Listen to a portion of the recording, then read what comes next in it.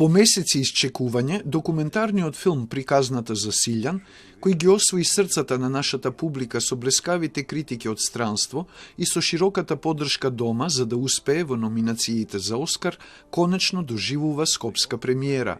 На неа присуствува целата екипа што застана зад филмот, започнувајќи од режисерката и продуцентка Тамара Котевска и кинематограферот и продуцент Жан Дакар. Од светската премиера на фестивалот во Венеција, каде освои награда на Музата за најинспиративен филм вон конкуренција до денеска, ова остварување доби 6 награди и 13 номинации, меѓу кои се и оние од Cinema Eye Honors, чии резултати ќе бидат објавени на 8 јануари и од Сдруженијето на американски продуценти по премиерата во Њујорк кон крајот на ноември.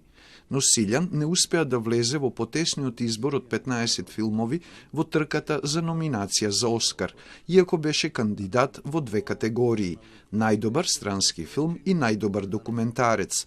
Во ексклузивното интервју за Телма, Котевска вели дека трката за Оскарите не е фудбалски надпревар. Да не биде тоа како на ниво на фудбалски надпревар да се сваќа, нели, као победивме, изгубивме 1-0, зашто не е фудбалски надпревар, тоа е култура. Филмот раскажува за земјоделецот Никола, кој не може да ја продаде земјата и плодовите од неа поради нови владини политики. Семејството го напушта и заминува во странство, а тој работи како чувар на депонија, каде што наоѓа повреден штрк, кого го нарекува Силјан. Никола го спасува штркот, пошто меѓу нив се создава нераскинлива врска. Начинот на кој беше раскажана приказната го поттикна светски познатиот дистрибутер National Geographic документари филм во септември да го откупи филмот за прикажување. Тоа, според режисерката, е најголемо постигнување за еден филмаџија.